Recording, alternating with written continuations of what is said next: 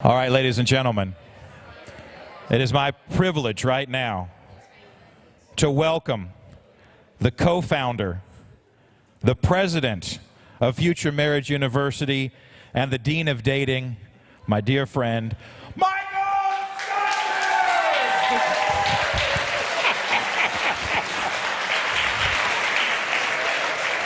Thank you, Doug. We hire him just for that one introduction. That's it. Thank you to all of you who came tonight. In airport ease, we know you have a choice when it comes to your fundraising dinners, so thank you for coming to ours.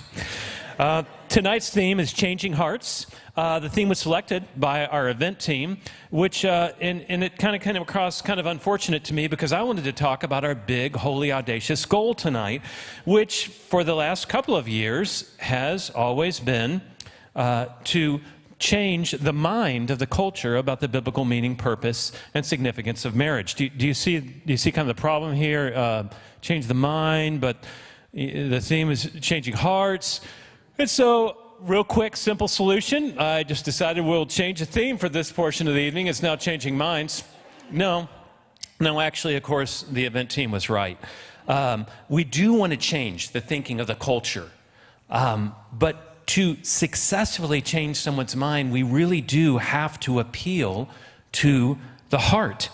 And this also fits with our mission, which, incidentally, if you haven't heard it already, is to empower students and young adults to grow spiritually and date wisely so they can marry well. So yes, we have the appealing to the mind, dating wisely part, but before that, we want to win their heart. We want them to be able to be focused on the relationship with the Lord, knowing, as Daniel pointed out in our book, they were like, hey man, you're not going to find love. You should already be sharing the love that you already have from Jesus. If you don't have that, you're in trouble, which described about half of us or more dating. I'm raising my hand, at least.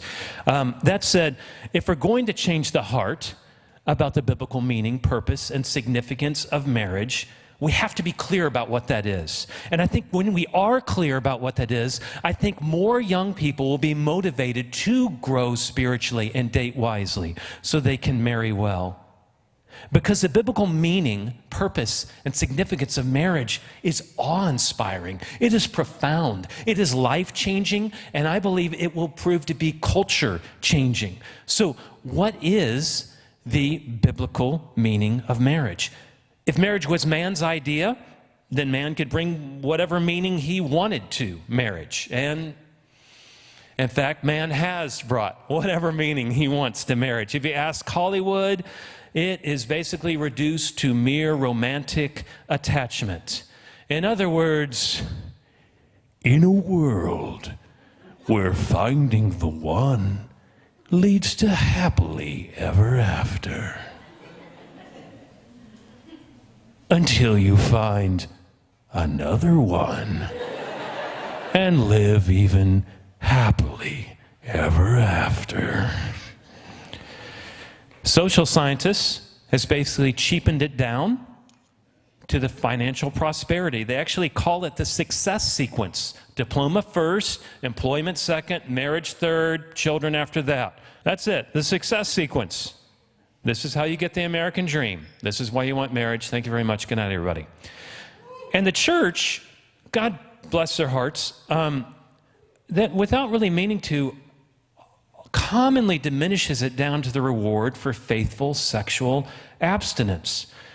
Should you save sex for marriage? Yes. But sex doesn't give meaning to marriage. It's the other way around. Marriage gives meaning to sex. So all of that to say, marriage wasn't man's idea. Marriage is God's idea. It was God who recognized man's need in the garden. By the way, can I just ask for, honestly, has anybody ever known a man to be able to recognize his own need on his own? Hence why God said, dude, that guy needs a helper. That said, it was God who declared it is not good for man to be alone. It is God who created Eve and brought him to man. It is God that commanded them to be fruitful and multiply. But why? What is the meaning of marriage? What was marriage meant to represent? That answer is found in the very nature of God. For through Christ, God revealed himself finally and fully as triune. 3 persons in one God. The Father is one but not the same as the Son, who's one but not the same as the Spirit, who's one but not the same as the Father. Honestly, I really don't understand that in my mind, but I believe it in my heart. And it is the mystery behind the meaning of marriage. For we know that man was created to be God's image bearer, to represent the attributes of the invisible God in the visible world. His rational nature, to represent his creative nature, to represent his ruling nature, to represent his loving nature. But there's one attribute of God, one man can't represent alone. God's relational nature, his oneness. Marriage means we were created for oneness, just like the God who created us. And in marriage, we're called to represent and celebrate this oneness. It's why Moses declared in Genesis 2:24, therefore a man shall leave his father and mother, and the two and shall cleave to his wife, and the two shall become one flesh. And Jesus, quoting that very verse in both Matthew 19 and Mark 10, almost as if he believed it, concludes that therefore what God has brought together, let no man separate. Marriage was designed to illustrate 2 supernatural relationships of oneness. God the Father with Christ the Son, as it's recorded in 1 Corinthians 11, and Christ the Son with his church, as recorded in Ephesians 5. This is the biblical meaning of marriage. This is the biblical meaning of marriage. And Paul's very clear what that oneness should look like. The man is called to literally lay down his life for his wife. In a word, the man is called to sacrifice, and the woman's called to submit. Sacrifice and submit. 2 equal yet unique calls to surrender. And as the world beholds a man sacrifice for his wife, as a wife submits to her husband, as he sacrifices for her, as she submits to him, when the world beholds a biblical marriage like that, they see a vision of the invisible. Paul called it a profound mystery. So marriage also has a biblical purpose. And the purpose of marriage is as indispensable for those who marry as it is for the culture in which they marry. The purpose of marriage is deep and profound, and put simply, marriage is the foundation of society. Not government, not commerce, not the church. In fact, marriage has been the foundation of every stable society across time and culture. This is not just a scriptural truth. This is an anthropological reality. But why? Why has marriage been such an integral part of culture? And why has its decline wreaked such havoc? Time after time after time again.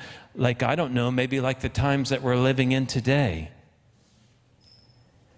We believe marriage has been the foundation of every stable society across time and culture because it was designed to meet our deep need for relational intimacy, our desire for oneness, our deepest yearning to know and be known. And as marriage meets that need in us for oneness, a healthy, whole marriage then creates the optimum environment to raise up future generations to marry and do the same. As goes the marriage, so goes the family. As goes the family, so goes the culture. Just consider how God always started with a marriage. In the garden, Adam and Eve. After the flood, Noah and his wife. The establishment of Israel, Abram and Sarah. Even the Savior of the universe didn't just, ta-da!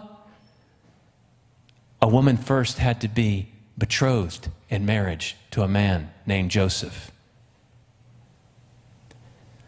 So how significant is marriage? Look at its meaning and its purpose.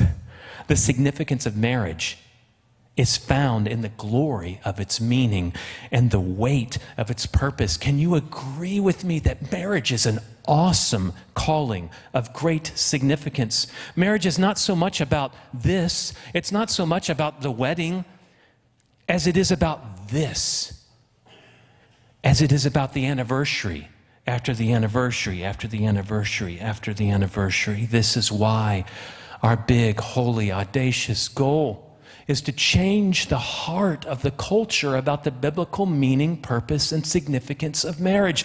This is why we blog. This is why we shoot videos. This is why we host classes. This is why we will go and speak to audiences. This is why we want to create a video curriculum. Even this summer, we want to create the video curriculum to equip others to lead their own date prep classes for high school students, or some other couple to be able to lead their own Date Like You Know class for young adults. This is why we want to turn our relationology class that we do in the fall into its own book and its own video curriculum. This is why we want to dramatically increase our investment in online marketing, search engine optimization, and social media to enable us to reach tens of thousands of more students and young adults through our website and YouTube channel. This is why Julie and I want to make videos again. Okay, they're not always that fun, but they come out fun in the end. We love doing the Love Ed videos together. I also do these man-to-man memos where I'm speaking directly to the young men. And then I've had this dream since 2015 of doing a video series called The Real Rock Stars, where we share the stories and life lessons of couples who have rocked 30 plus years of marriage. This is why we want you to consider partnering with us as we empower students and young adults to grow spiritually and date wisely so they can marry well.